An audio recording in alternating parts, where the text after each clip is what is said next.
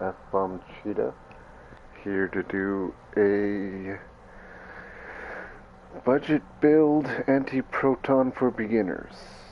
So let's get started. As usual, for beginners, I always suggest the Engineering Pilot Escort. You can also go Warbird. It's similar, well, pretty much the same. Let's get started with Herald. Obviously, Herald's good. Anti-Proton. The reason why I like Herald is because to target hit does not stack, of course, but it does minus 30 all damage resistance for 5 seconds. It's pretty good. 2.5% chance to do a bonus energy damage, 7%, which is good too. That's a Cat 2. Cat 2s are very good. Cat 2s are percentage and bonus, so it actually is a higher number than 7 if you look at it. If you look at these, or even the whole imagery factor, it says plus 20% all damage. That's not actually as much as 7% bonus damage. As you can see, I added the whole imagery factor. Complaints that I didn't put one in one of my budget builds. So here it is. It was true what he said. The person that you can see in the comments, he's actually correct. I stand corrected. Thank you, buddy. After 3 seconds, plus 5,225 stealth for 20 seconds. That's not exactly what you want it. You want to put a heal. Heal 100% of hull capacity while in stealth. So it plays together, and it does a really good hull heal. A really good hull heal. It also does engines offline. So that's a pretty good debuff as well. I mean, imagine going into battle and all of a sudden your engines don't work. It's really frustrating when that happens. So it's better if it happens to your opponent and not you. But if it happens to you, so be it. Anti-proton, so we got this one, obviously. This one's a good one. Yeah, 35% anti-proton damage. You want this for the 2-piece bonus, which does it gives bio-refraction to all your anti-proton weapons, and then bio-refraction deals plus 100% bonus damage. So going to this one has bio-refraction. Each shot chains to additional target for 5% of attack damage. That's pretty good.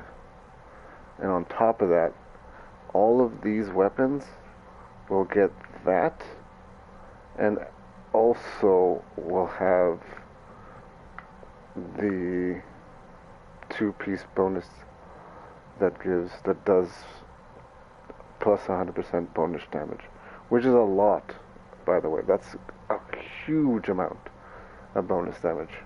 100%. That's a Cat 2 at its best. And imagine that all these are getting that. Every single weapon. These are all anti-proton. They're all going to get that. So you don't have to worry about that. This is kind of a weird build.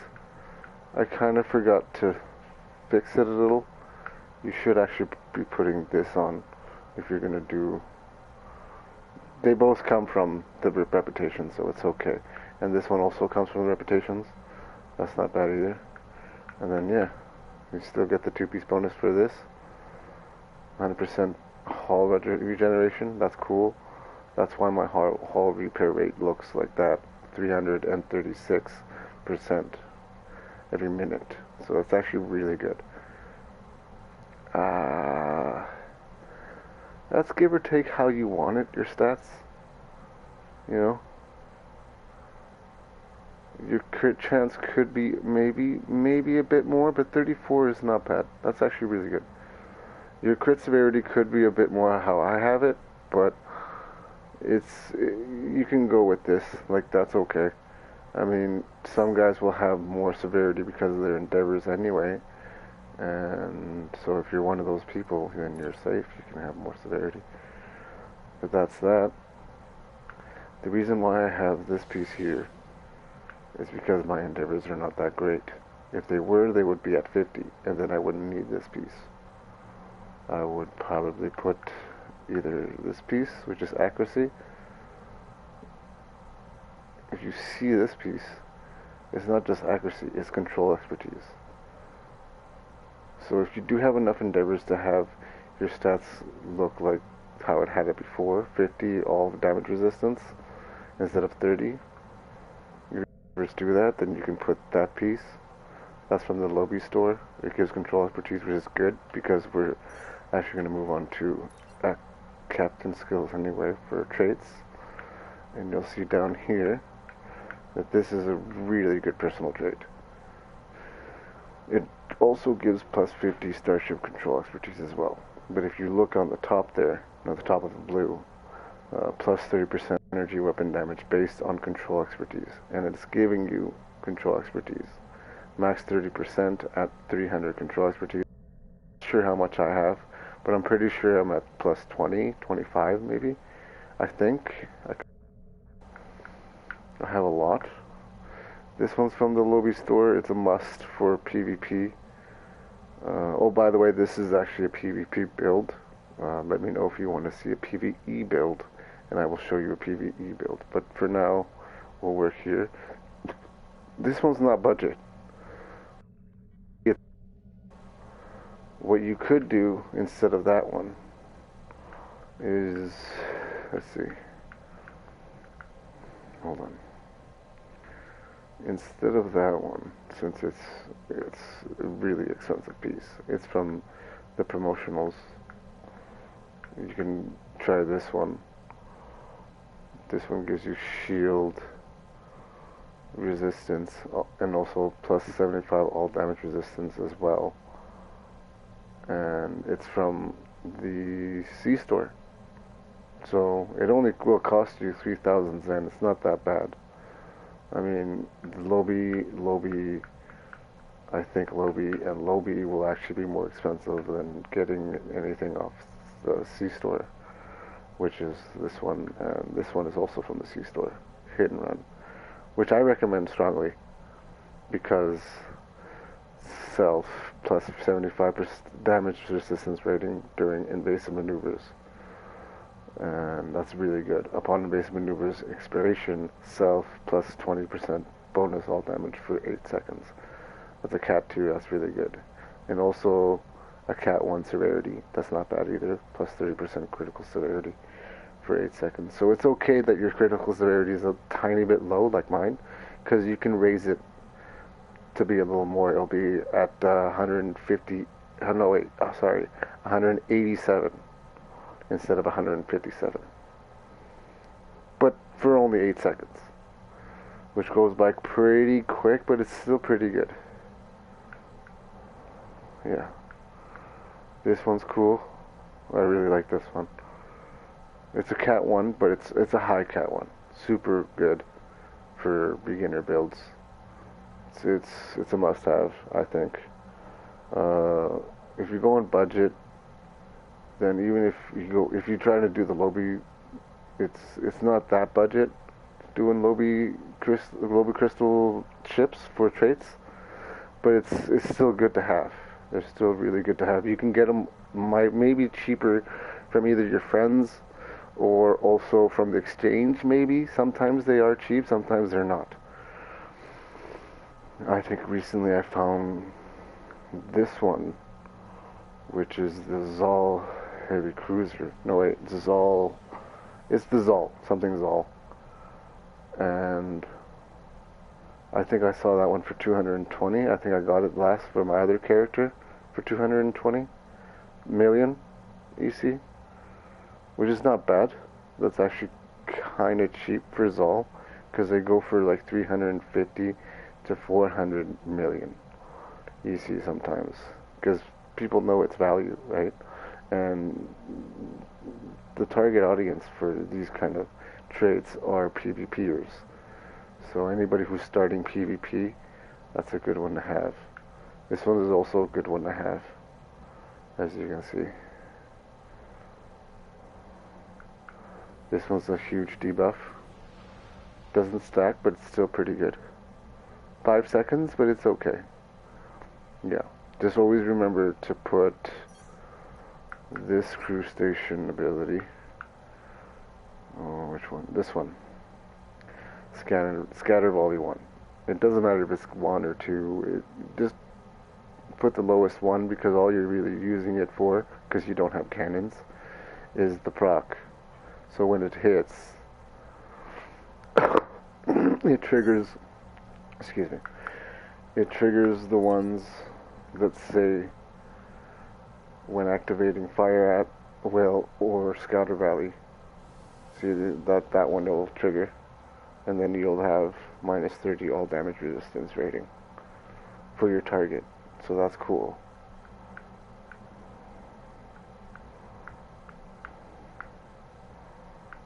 Yeah. Space reputations. These are always good. This one's good for lowering your ability recharge speed.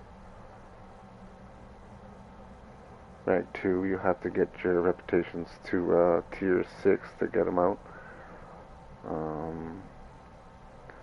I don't remember which one this one is, but you'll see. If you do all of them at the same time, you'll just stumble upon a bunch of them. So, all your reputations. There's Tyler's Duality, Tyler's Duality. That's a good one too. Gives you crit chance based on hull capacity. That's not bad. 200,000 hull capacity is the max. You can have it plus 7.5%. So that's good. That's really good. This one also good. Gives you bonus all damage resistance, critical severity, critical hit chance. These are always good. It's why my stats look like how they look. So that's cool. In my videos I don't show specializations, but I will this time. Not too much specializations I don't show. But strategist is what I like to use, and miracle worker is what I like to use. Most PvPers will use both of these because of, well, strategist first because of this ability right here, which is counter offensive 3. It's really good. It's actually this one right here. Oh, where is it? It's this one. So it's actually called diversionary tactics. And you'll see here, while threatening, taunts foes within 10 kilometers and generates 50% more threat for 10 seconds. While not threatening, placates foes within 10 kilometers and generates 50% less threat for 10 seconds. But here's where it gets cool. It gets really good. Right here. While threatening, at the bottom here, heal 5% of max hull per affected foe over 10 seconds. Max 5 foes. While not threatening, which is usually where I keep it, I don't usually threaten, just so I can have plus 3% bonus all damage per affected foe for 10 seconds. Max 5 foes. That's awesome. That's a cat 2. And it's a little higher than just 3, remember that. Could be at 15 or 20 if it was just a cat 1. This one's cool. I like this one because it's a huge debuff on your enemy. It minus 50 all damage resistance rating, minus 33.3% all damage, and minus 33.3% flight speed. So you're making them slower, weaker, and way more squishier. It holds, so that's cool. This one does plus 25 all power levels for 20 seconds. That's cool. Repairs all disabled systems. That there is this one right here in your devices that you can get in the Phoenix boxes.